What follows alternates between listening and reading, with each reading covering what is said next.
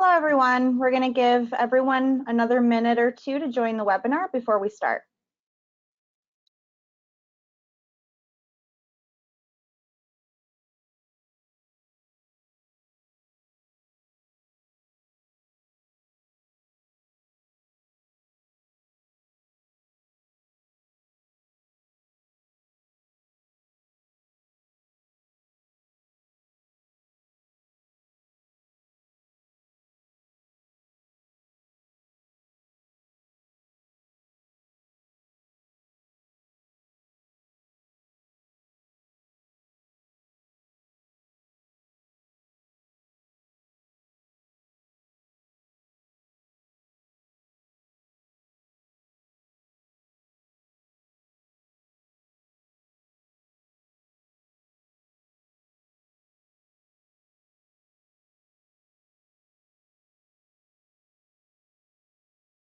Thank you for joining, everyone. We're just going to give people about 30 more seconds to join, and then we'll get going.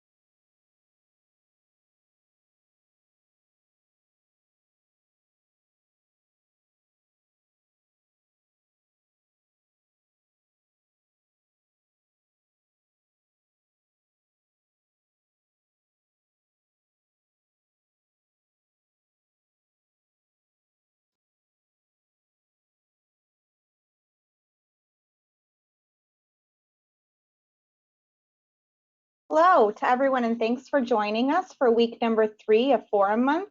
My name is Alice, and I'll be moderating today's session.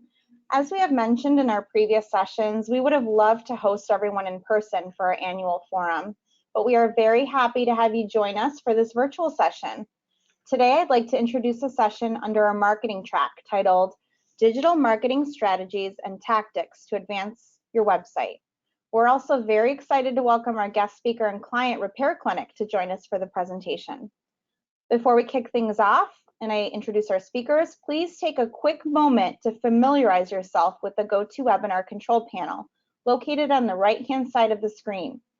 You may utilize this panel to chat with us and send us any questions you have. We encourage you to use this function throughout the presentation, and at the very end of the session, we will go through your questions and answer as many as we can. With that, I'd like to go ahead and introduce you to Mike and Peter.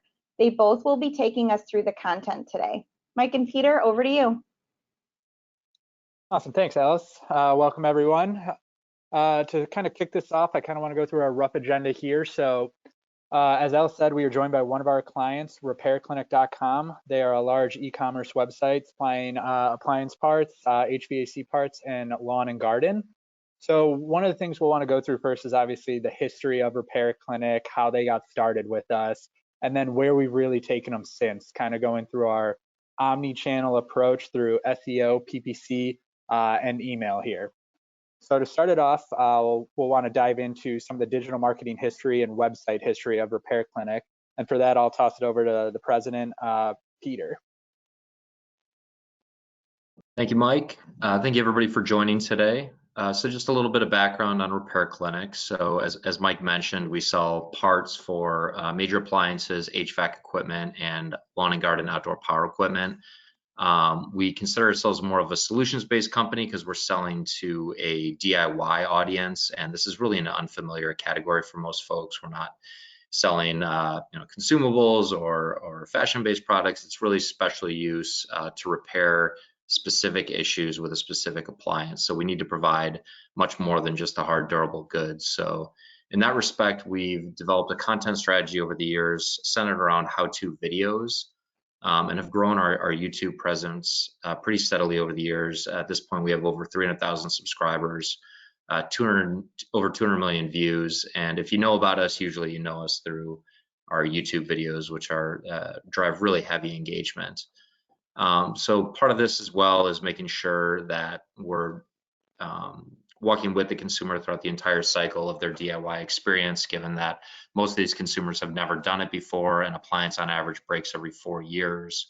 So we're providing much more than just an e-commerce experience, but then at the end of the day, also delivering the durable good as well.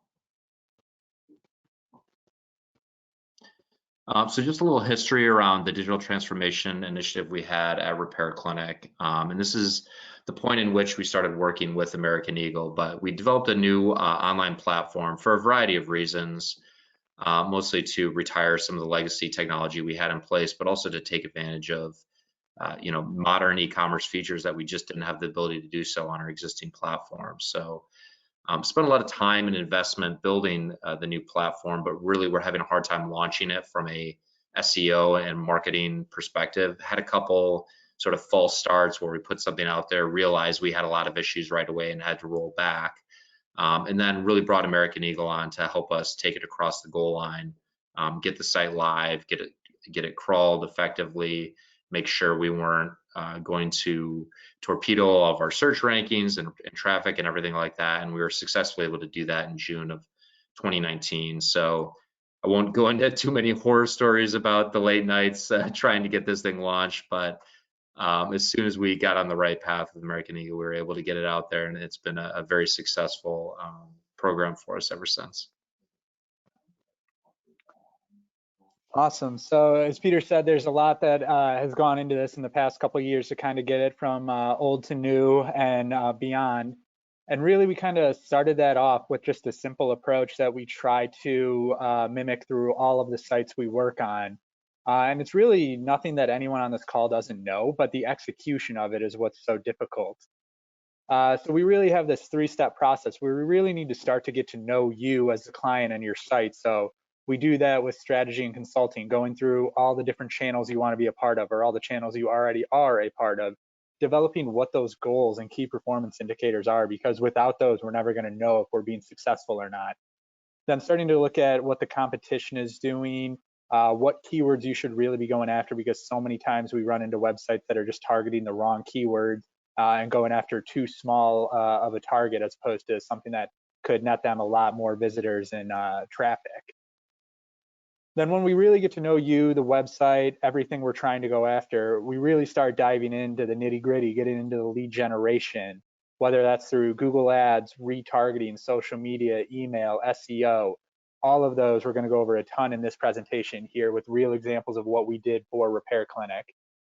And then after that, it's kind of the rinse and repeat.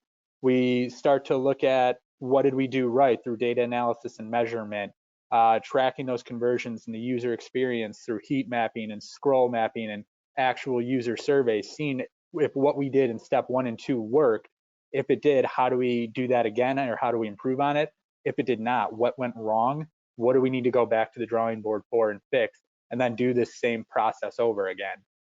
One of the biggest misconceptions in digital marketing, really SEO too, is that this can be a one and done thing. You just kind of put some keywords in and you're good to go. When in reality, this is a very continuous process that takes a lot to really learn from, figure out what works best for you and how you can continue growing on it.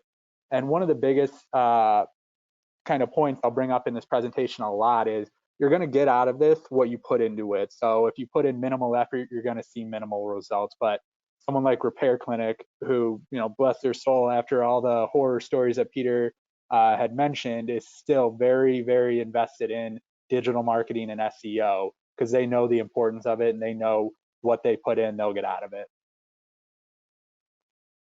So just going along with that, we had the big process kind of built out there, but like I said, it's nothing that any of you don't already know, because I'm sure everyone on this call, back in grade school, you learned the scientific method, and there's a reason for that. I mean, it's stood the test of time. This is what we use here. We research optimizations or tactics we want to go after. We identify what it could net us. We need to prioritize it with the development resources and time we have, and then we implement it. And then when we're done implementing, we don't just let it go and go back to what's next. We really need to measure it and make sure it works.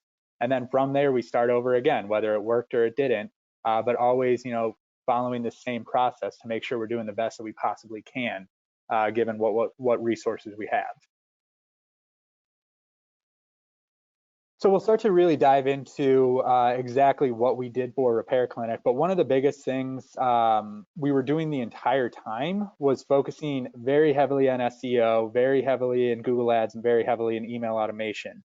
One of the things that I just don't think we did right off the bat, which I wish we did, was really having these all intertwined, working towards the same goal. So what I have up here is just a simple search term for washing machine parts, and you can see the organic result on the top, the paid ads in the bottom left, and a simple email that we sent out weekly to their large customer list.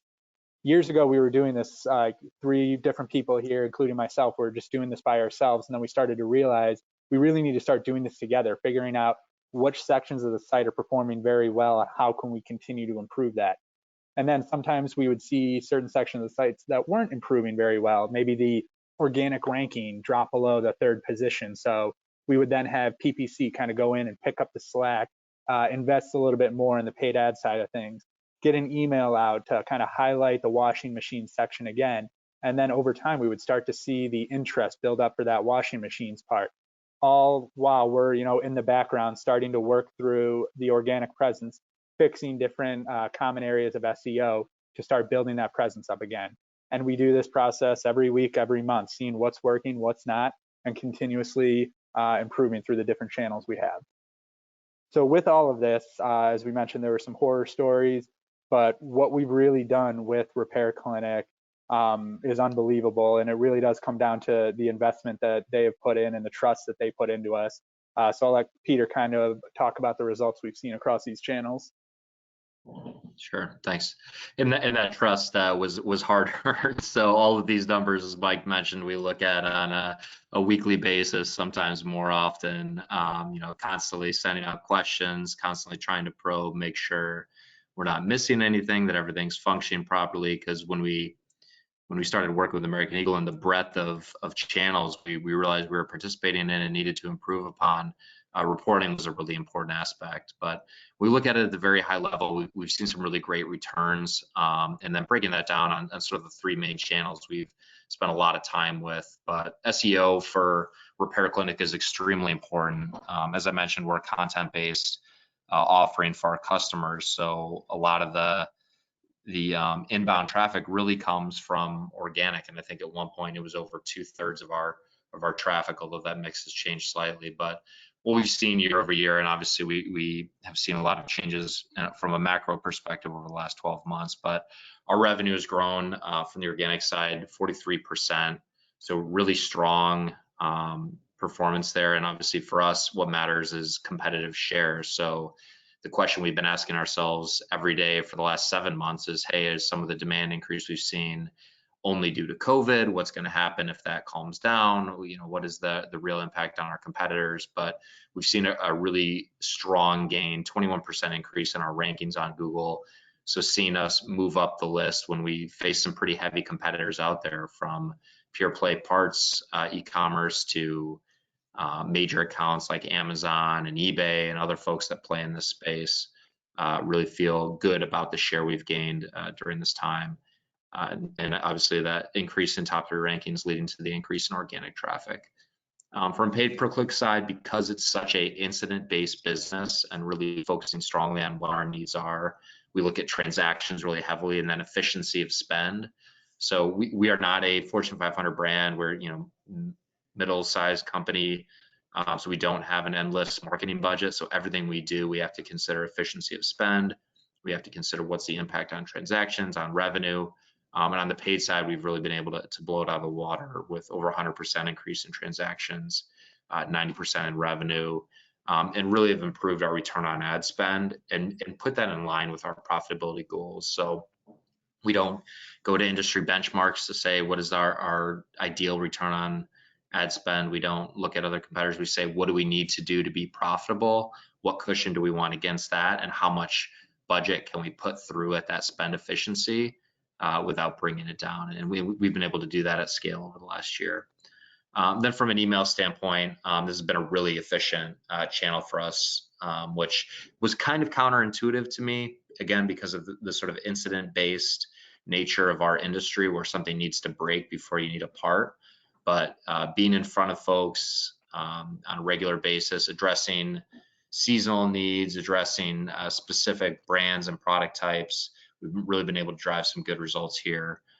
Just on the welcome email alone, we have a 12% conversion rate. And then from a cart abandonment standpoint, this is something we had in place, but spent a lot of time improving, spent a lot of time refining the logic, doing remails, things like that. And we've lifted the conversion rate on this to 18%. And this is actually one of our best marketing investment dollars we spend right now with the cart abandonment emails. So some of these automations have really made a difference in our business, and not just on single transactions, but also user engagement, brand awareness with folks to increase repeat buys, things like that. Awesome. So yeah, as everyone can see here, I mean, we've been able to get great results here based on this omni-channel approach. And like I said, I'll keep bringing up what you put into this. And since this is a client forum, I don't want you to think that investment in digital marketing is just the dollars and cents you put into it. All these results are attainable for sites, relatively speaking, but it's not just money that's going to get it done. It's the investment from the client and their time. We would not be able to attain these results without having Peter, Wendy, Meredith, Bob, the owner, and the rest of the repair clinic team on weekly calls with us multiple times a week, having different touch points, because at the end of the day, they're the subject matter expert on what they do. We're the subject matter expert on spreading the word about what they do. So a lot of clients we run into that we don't get as much communication as we like with them. We're not going to see these results because at the end of the day, we're not going to know what we really need to be marketing. We really need your opinion, your voice to really help push that forward. So I definitely want to make sure that's known, that we always need the client participation as well as the time. Great. So we're going to launch a quick poll for everyone. We just want to kind of see what your investment is currently. So everyone should be seeing a poll on their screen. We'll give people a quick minute here to answer. So it's just, how many marketing channels are you actively investing in? And then we'll go ahead and close the poll. So yeah, this was a poll question I came up with, just because a lot of times when we get new clients coming into audit, it mainly does just go right to SEO, because that's what everyone always thinks with digital marketing, just being on Google, but always knowing what is going to work best for your website. It may not be SEO, it may be PPC, it may be email. It all really depends on where your customers are. So we're really curious to see who's investing in what, and whether or not you kind of have the visibility into how those investments are performing for you. Yeah, Mike, I don't know if you could see it on your screen, but it looks like it's pretty split. We have an even 23% across, investing in none, 1 to 2, 3 to 4, or people are just not sure. And only 8% are currently investing in 5 or more. So that's interesting. Awesome. Yeah, I mean, and that's great data to know, because at the end of this, we'll talk about, what next steps are and how we can kind of help you with that. But the biggest thing, like I was just mentioning, is knowing where to invest your money in. It's great that you can be involved in multiple channels, but if you don't know whether or not they're working or making money for you, that's not, a good thing. And that's something we'll definitely want to remedy sooner rather than later. So to dive into the Repair Clinic site and everything we've done for them, we'll really want to go through what went right, what went wrong, and why. This kind of comes back to that scientific method of knowing what we did, whether it worked or not, and why did it do that, and how can we replicate. So some of the history specifically for SEO, like we had said at the top of the presentation here, the site was migrated twice before they had started working with American Eagle towards the end of 2018. This caused a lot of fluctuation in the search engines.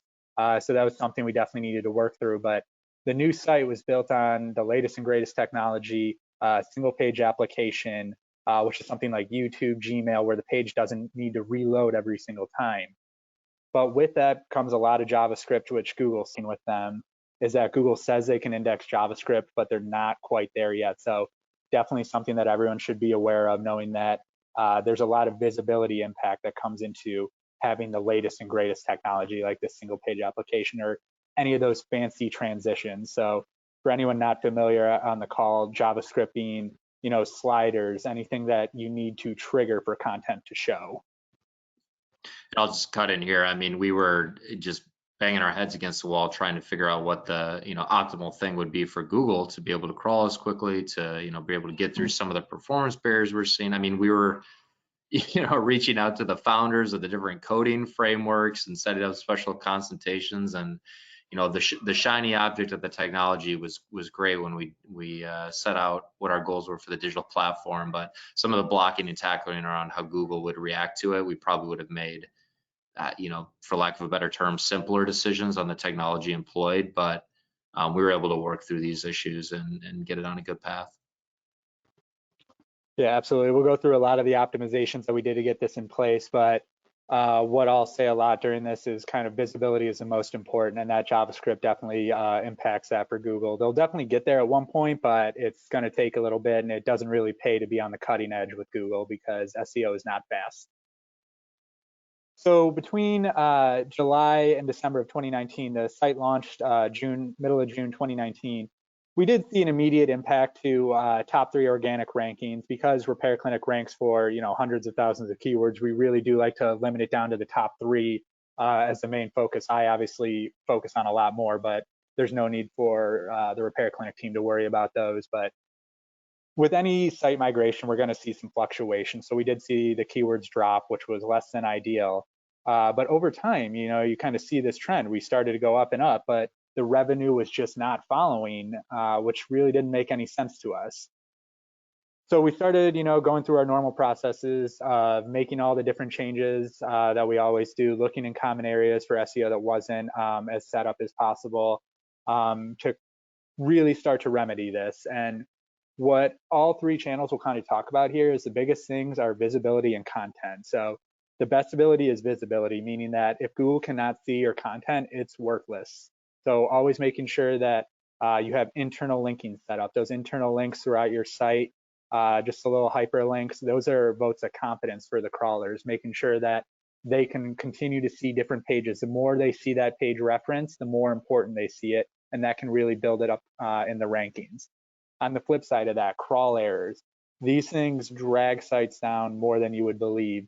Having 301 redirects, 404s, dead links, these are dead ends and detours for the search engine crawlers. I like to say this is, driving through a city. If you're hitting multiple detours or dead ends, you're going to get really pissed off. That's Google crawling your site if you have a bunch of crawl errors. And then the XML sitemap. This is the old school MapQuest directions, making sure that everything you want Google to do, they can. So backend list of URLs that you submit directly to Google through Google Search Console. If there's any errors in here, it's going to be very contradictory.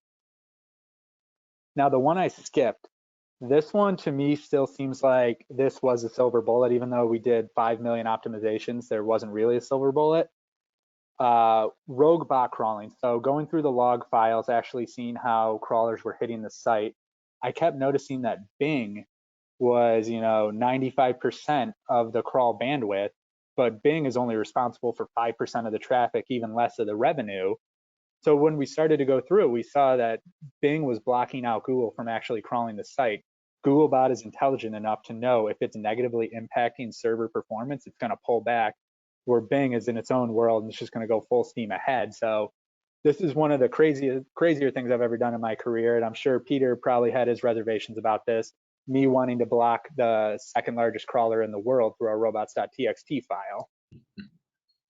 Yeah, absolutely. And the log, we put in some log tracking in place. And I mean, I was developing bad habits, refreshing all of these tracking mechanisms every 15 minutes, trying to see who was crawling us, what the server performance was. But all that visibility was the only reason I got any sleep at night during these launches. But, seeing, what were clearly legitimate, legitimate companies like Bing crawling us really heavily, and then putting some restraints on that so that we could sort of clear the path to see maybe illegitimate companies crawling us that we'd want to block, and just watching that closely and putting all the mechanisms and structure in place so that there weren't things happening behind the scenes that we weren't aware of.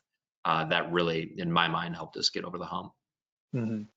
Yeah, and like I said, the best ability is visibility. Like if Google's not able to crawl this site, the site's over almost 10 million pages, and they were only able to get to, maybe a couple 100,000 a day, we were not going to be able to see the impact we wanted quick enough. So this really did make a very quick impact, which is strange for SEO because it's usually very slow.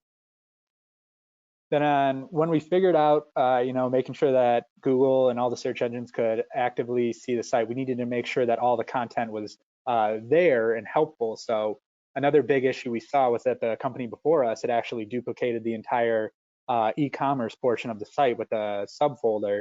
So we had the same page out there twice, which more stuff for Google to crawl, duplicate content concerns, lots of bad stuff we didn't want out there.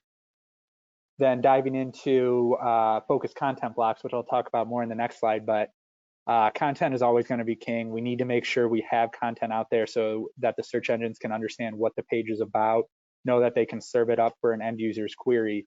E-commerce sites do not get a pass on this. You need to make sure that there's content on there. While it's very difficult to write about, the same water filter across multiple different brands, it's something that needs to be done. And then SEO element optimization. This is the bread and butter SEO 101 stuff, making sure that we have keyword focused titles, organized meta descriptions, structured headers, giving Google and the search engines all the context they need to serve up the page. And then as Peter mentioned, reporting was one of the biggest things. So we utilize Google Data Studio reporting, which is just an aggregator to make very simple customized reports that we serve to them weekly to show what the key performance indicators are. We can get very, down and dirty into the details here, but it's something that they need to see every week to make sure that what we're doing is working, so that we can continue doing what we're doing. Yeah, a couple of things on that. I mean, that was a big learning for me on the visibility side because, I served early on as the product owner of the new site. So I wanted to do everything under the sun in terms of, let's put some tabs on, let's put some interactive features, let's, do this, that, and everything without considering, hey, how is this going to impact visibility? How is this going to impact crawlability? So, analyzing the trade-off as you're making design decisions and considering SEO, especially the importance of SEO on our site, was a major learning. And as soon as we started to optimize some of those items, and then just on the Google Data Studio reporting, I think what we had done previously is we spent a lot of time looking at just too high level of metrics. So what's our overall traffic growth or decline? What's our overall keyword rankings? Where are we seeing conversion go up or down? Instead of, hey, what are the different sections of your site perform like? How are they performing on different platforms? How are they performing on different channels? So, we saw great boosts in traffic to our repair help sections, but, there's a lot of customers going in just looking for content, looking for a video, and maybe not necessarily interested in buying a part. So we said, oh man, our conversion is tanking. What are we doing wrong? Is our pricing off? Is our stocking strategy off? Are we having page speed issues? All of that. Well, no, it was just we were getting a higher mix of traffic to areas of our site that convert lower, which is not necessarily a bad thing. So digging deeper, getting smarter about this reporting, keeping it more at your fingertips and refreshed on a regular basis, watching the trends over time, all that helped us understand more than the high level numbers that were really masking the true story. Absolutely, yeah, everything does come back to reporting, making sure you have complete visibility into knowing what's working and what's not, because that fuels so much. And then this last item here, Google updates. So for search term like lawnmower parts. So we rank number 1 for. We're beating Bezos on this, which is awesome. But look how far this is down the first page of Google. No one's ever going to get to that. So this is where we really needed to get this omni-channel approach, making sure that we have email and PPC picking up the slack. So we also have repair clinics showing in the top box right here, and also showing in the shopping ads, making sure that we're showing up 3 times before most sites even show up once was such a huge thing for the site. Then going forward, based on all the data we've been seeing, based on what's been working for us, continuously creating content. We've done a ton on the technical side of the site, making sure that the visibility is there. But like I said, e-commerce sites do not get a pass on content. So what we've been doing is going into each of the e-commerce pages. So a shopper parts one, like Honda lawnmower parts, making sure that we have very dedicated content that highlights all the parts they sell, talks about the common problems, get that internal linking in the content, and also the section below, common Honda lawnmower problems.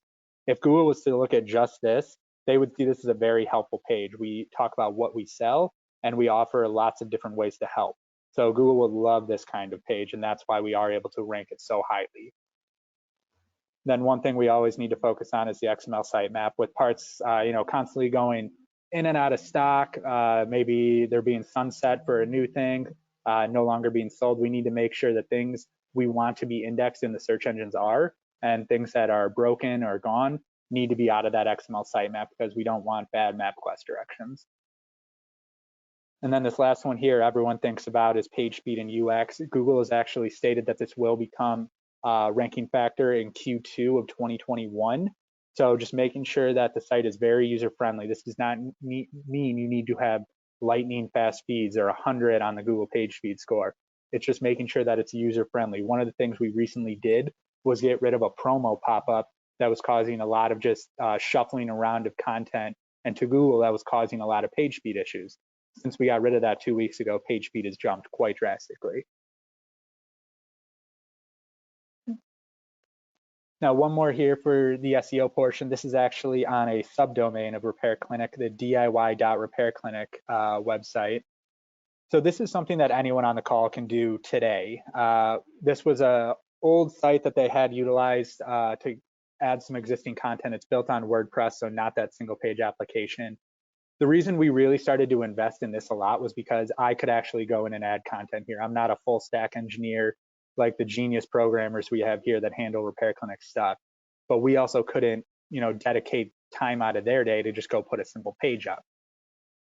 So with this, we really started investing in about late April, early May of 2020, and you can see the page 1 rankings here. We've almost 4x'd them just from investing in keyword focused content. So we did a ton of research into the questions that Repair Clinic's customers and target audience was searching for. So we didn't do anything hacky here, didn't do anything crazy. We're just answering questions that people want answered. The biggest thing we did was have this written by experts, not interns. One of the biggest fights I think I had with the owner of Repair Clinic, Bob, was at the height of the pandemic, he wanted, people from Northwestern, students that had nothing better to do, to kind of help write this content. Nothing against Northwestern, it's a great school, but those kids don't know anything, they're 20. So we utilized Repair Clinic's internal team, Adam and Roger. And Peter, do you really know their background? Because the articles these guys write are written like experts. Yeah, Adam and Roger do not have like industry experience in terms of technician work or anything like that, but they've worked since the founding of Repair Clinic with our technician team to develop a lot of the videos. So they've almost taken like a like a historian role or something, or documentation role, where they're learning the procedures on how to fix the machines, learning the diagnosis steps, and translating that into scripts, into videos, into written content, that sort of thing, but all with the bent towards how can a DIY consumer understand this and do something with it. So, we always say you don't go into a doctor's office and say my aortic valve is clogged and I might need a procedure done here. You go in and you say my chest hurts, and same thing here. A customer is going to describe what's going on with their machine a lot differently than a technician would. And Roger and Adam have really developed a skill over the years of bridging that gap in communication. So the way they write content really speaks to the consumers while also, hitting on the main keywords we need for SEO and being usable. Yeah, the biggest thing here is, again, making sure that you're having people that know what they're talking about. You can have there's tons of content people out there on, Fiverr, Upwork, but you're going to get, the results that you get from sites like that. Again, it's all about what you put into it. And Repair Clinic, we're very fortunate enough that they've been able to invest Adam and Roger's time and all this time and energy into the Repair Help library that has, changed us from 237 keywords on page 1 to 898 in just a couple months. So if you do have the time, I would recommend going to look at diy.repairclinic.com and just kind of seeing those most recent articles. We post one a week, all related to some of those top e-commerce pages we're trying to build up. Gives us that internal linking focus. You can see they're very related things that people are searching for, and you can just see the results speak for themselves. This was nothing, unique to Repair Clinic that they had this cutting edge thing. It's just that they invested the time with someone that knew what they were talking about and what after a keyword that people were searching for. So now we'll jump into PPC again, kind of the same structure. What did we inherit? What wasn't working? And how did we, work through that? So when we first started it, there were tons of active campaigns through Google, Bing, Criteo, Yahoo, YouTube. So really all the different ad platforms. When we first started, we did see that a lot of the numbers were really just based on clicks and impressions, which is, great. We're sending a lot of traffic there, but were we getting the return on investment that we wanted? And the main metric we look at is the return on ad spend. And that was way below the desired threshold that, Bob and Peter had set out to make sure that this campaign is making money for them. One of the biggest misconceptions with PPC is that it's really a cost. And while, yes, the CFO of Repair Clinic sees it as a cost, we really see it as an investment because we make it work for Repair Clinic. We make sure they get a return on what they spent that makes it something that they need to be invested in. So always need to know when you're getting into PPC, this isn't something that is a necessary evil. It's something you can really have work to build up your business, but you need to know what your costs are, what you have as that acceptable threshold. Yeah, and I would just add, we took a long look at what was unique about our business and how transactional it is in nature from an incident base, as I've mentioned a couple times now. But, we're not a brand that people know. It's not ESPN where you're coming to just watch the videos for fun. It's not necessarily something you buy on, because you want to, because you're having fun. You have a really specific issue and you come to us. So we made the decision to do less sort of top of the funnel spend, brand awareness type spend, and more let's get people in the door so that they're going to buy. And that's specific to our business, but obviously when you consider your needs, you think through what your model is and what type of customer you want to bring in. Yeah, absolutely. Everything we're showing you here, while it is easily replicable, you need to make sure you take that with a grain of salt and change obviously the numbers and the thought process and make sure that it works for you. Not everything we do for Repair Clinic will work for you, but the ideas are definitely there. So some of the immediate issues we saw, like I had mentioned, overloaded with keywords. So we were targeting all sorts of different things that were bringing in a lot of traffic. So on the surface, it looked great, but a lot of that budget, since it is PPC, pay per click, was getting wasted on keywords that weren't converting. Google Ads, like the search engine itself, updates all the time. So there's a lot of new functionality that was just not being utilized. Responsive search ads, where you can type multiple different variations of an ad, and based on the user's end query, Google's machine learning will kick in and serve up the best one based on what they're searching for. So make it a little bit more personalized so that it can actually stand out amongst all the different ads that are out there as well. Another thing we noticed, a lot of the ads were targeting the homepage, which means, we're just sending people to the first step of the site, which isn't what they're looking for. If you're looking for Honda lawnmower parts and go to the homepage, you're probably going to bounce out. You want to be sent right to the Honda lawnmower page. So just those extra steps to convert. People's attention spans are not good. Next up, ad URLs to missing GCLID ID. So just not having the proper structure for the Google Analytics ID to kick in. Then kind of going through the optimizations here. Biggest thing, organization and content. Again, the visibility, making sure the tracking and reporting is there. Campaign structure is solid. Smart shopping campaigns, letting that Google machine learning kick in and work for us. allowing those dynamic search and dynamic text ads. Again, so those are those expanded things where you can really personalize these ads based on the end user's query, and it doesn't take a lot of work to do that. And then also return on ad spend focus, just the bidding, making sure that we're putting forth the investment that's going to return us the results we want, not just spending wildly. And then again, e-commerce sites can't escape content, always making sure that what we're serving up is visible. So that being the ad copy you see here, anything that the end user searches in this bar will be bolded. So making sure those keywords are there because those jump out to you. Landing page optimizations, that's how Google sees the different pages. So just building off what Mike said, once you get all the elements going, and this was actually more complicated than I had known about. Actually, we had done pretty straightforward pay-per-click campaigns to begin with, since my time starting with Repair Clinic, and then started working with American Eagle and started realizing what the options were and the possibilities were out there. So from a campaign structure standpoint, obviously we worked on keyword campaigns as well, but then we started doing dynamic search ads, and then we started getting more heavily into shopping, and we started getting into heavily in more remarketing. So we say PPC and we say paid marketing, but that campaign structure really varies widely.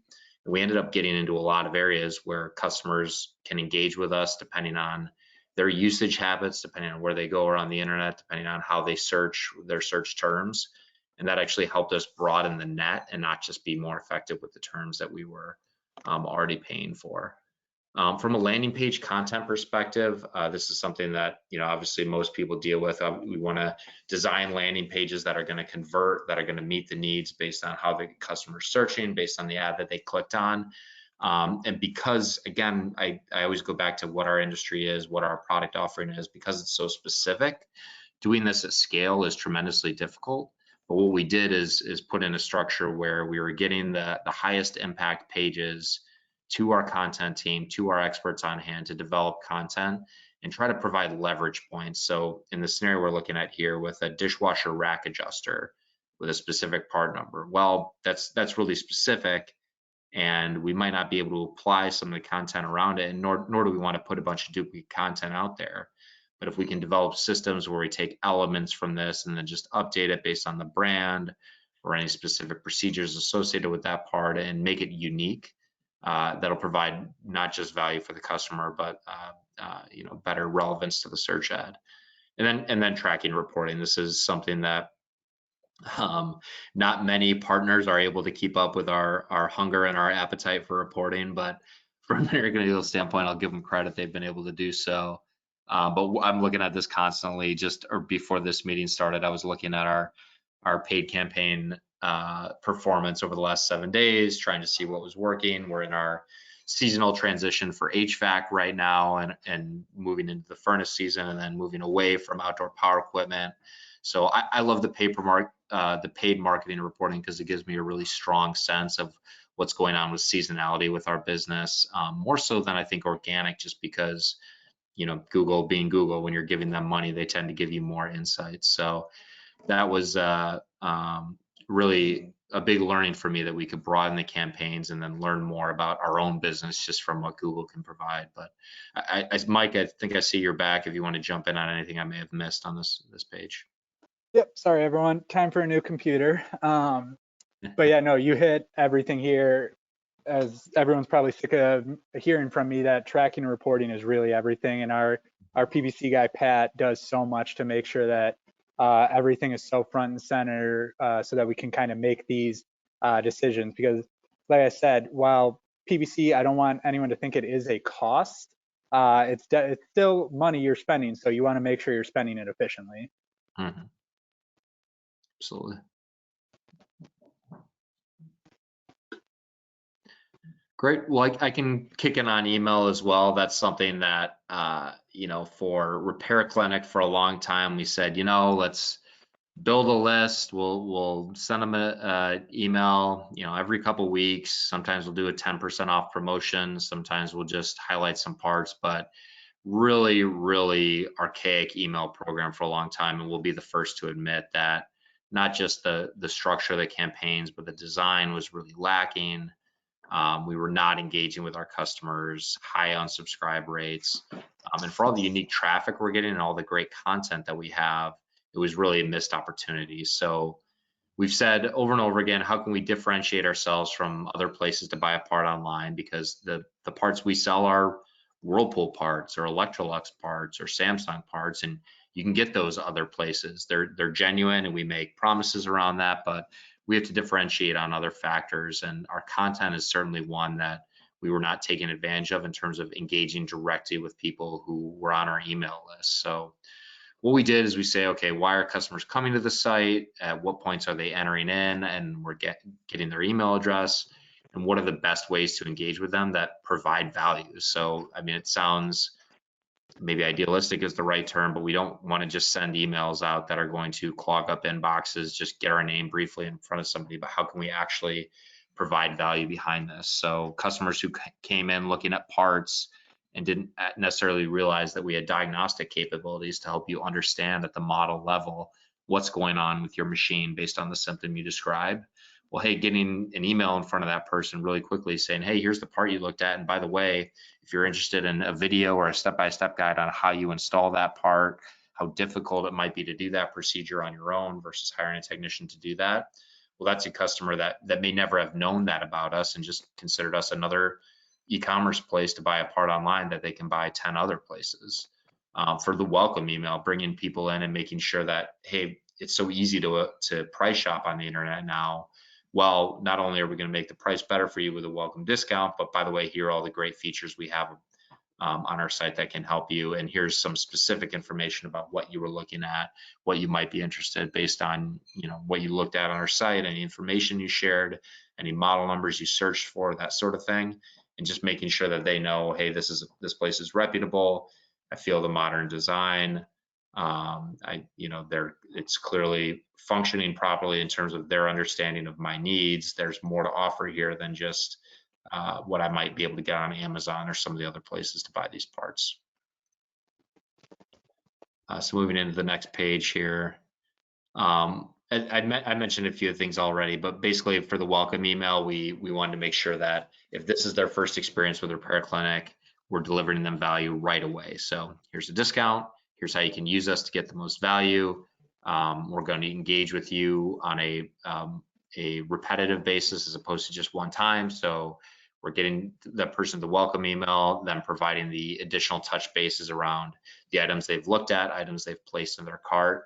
And these are all automations that are great for, as I mentioned, a medium-sized business like us, because we don't have a 15-person email marketing department that's constantly building new campaigns with graphic designers and the latest and greatest trends and that sort of thing. We've leveraged the automations to help sort of punch above our weight by reaching customers at a much broader scale than we would ever be able to do considering the size of our company. And what's great with working with Mike and the Lucas and the email team at American Eagle is that they'll basically set this up and say, here's the amount of work we want to do, here's the leverage, and then by the way, this runs forever, and we'll track it and make adjustments based on any testing and signals we get from customers that provide improvement opportunities. So I love the automation. For me, it just gives us that much more leverage to engage with our customers and feel bigger than we are. And it's just been a great, as I mentioned earlier with the conversion rates, it's been a great revenue driver for us. If you want to move to the next page. So, and then what we've done with the more broader sends, we still do the promotional sends because obviously price matters with folks, but making sure we do that on a targeted basis and not just, hey, 10% off all parts this week like we used to do, but hey, for Labor Day this year, we know you're going to be doing your fall lawn maintenance, so 10% off all leaf blower and lawn and garden parts, but making sure that folks know the breadth of our product offering, make sure we're getting in front of them at the right time. Holidays promotion, obviously, again, this is not like a gift category where you're coming to Repair Clinic to buy appliance parts to give to your family members or anything like that, but just knowing that, hey, these are big shopping days, people are buying online. There is some seasonal alignment with appliance parts, appliance usage. So a lot of people cooking during Thanksgiving, the holidays. There's higher incident rates, more need for parts, that sort of thing.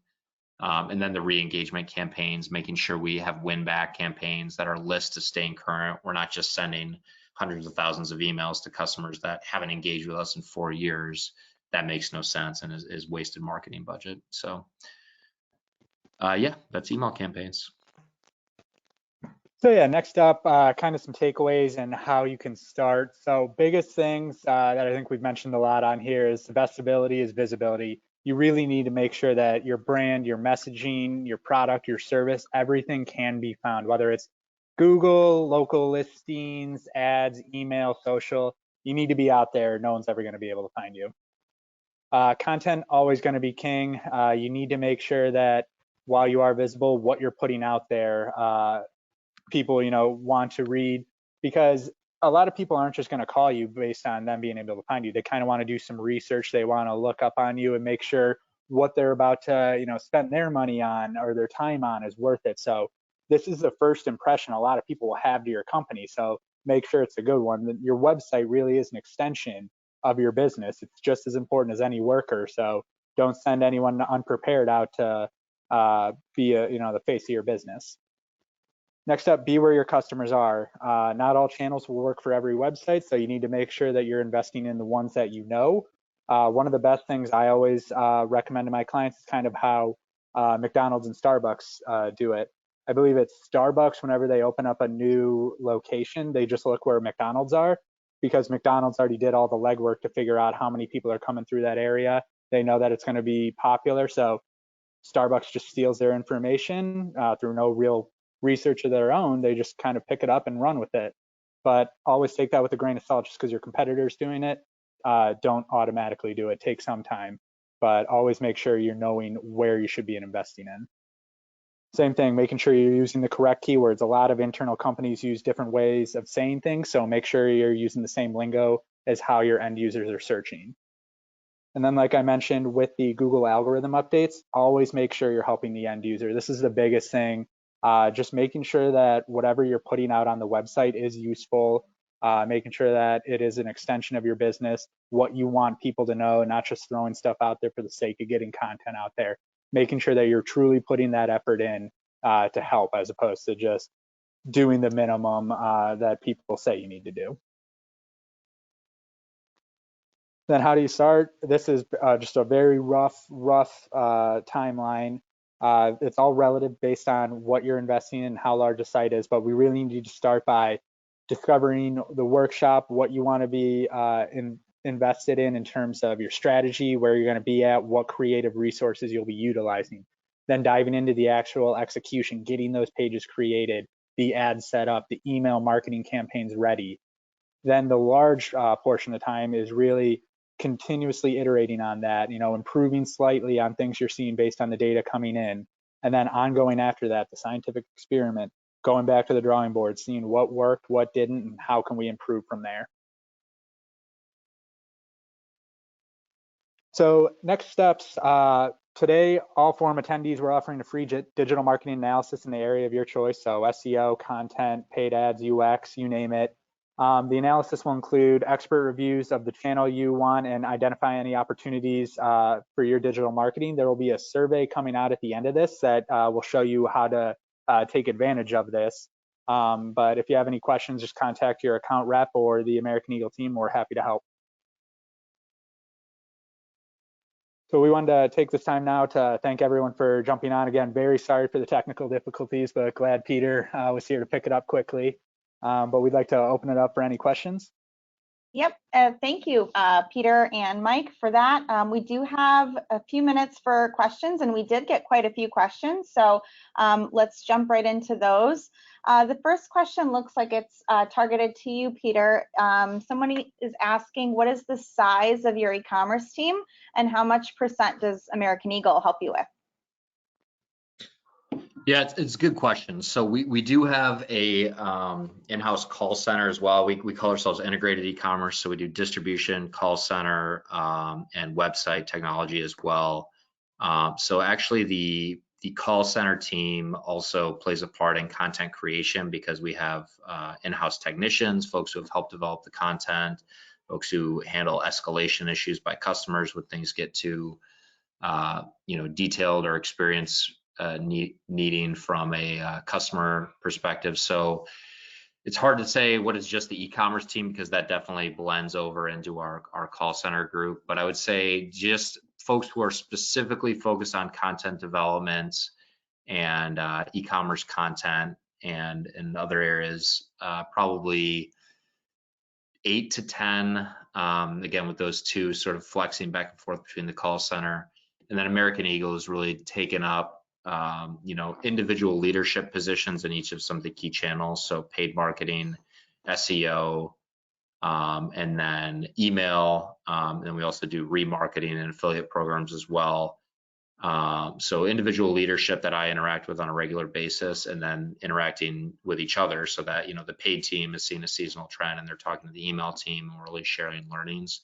And then the support staff at American Eagle behind them with, varying size depending on our needs. But that's pretty much how it goes. Again, it's a really small team. We're a mid-sized company, and our goal is to always punch above our weight. Great. Another question we received, I think, Mike, this one might be better for you. How do we know which marketing channel will work best for us? Again, that would take some time to kind of talk with you and see what your end goals are.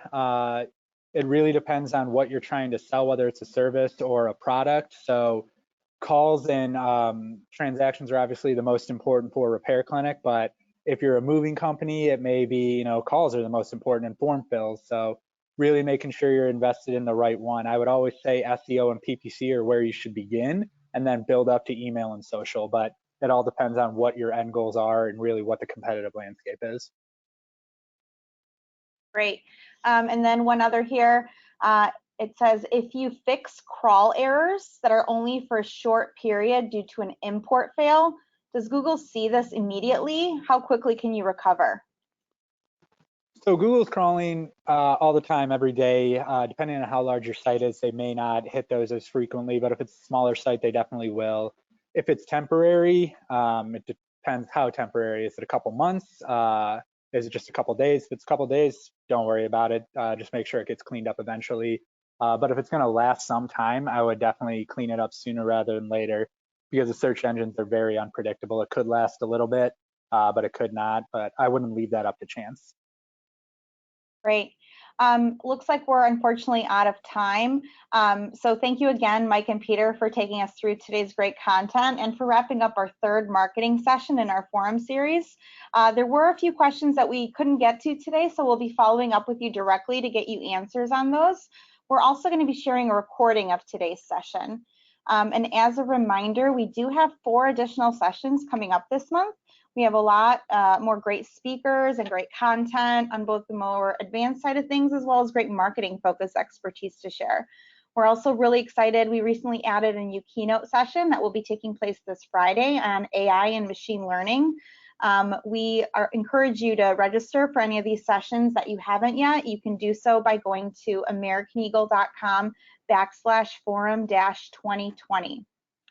So thank you again to everyone for spending time with us. We do apologize again for that earlier technical issue. We appreciate you staying with us. As Mike mentioned, we do have a quick survey that will pop up at the end of this webinar. So we appreciate you filling that out.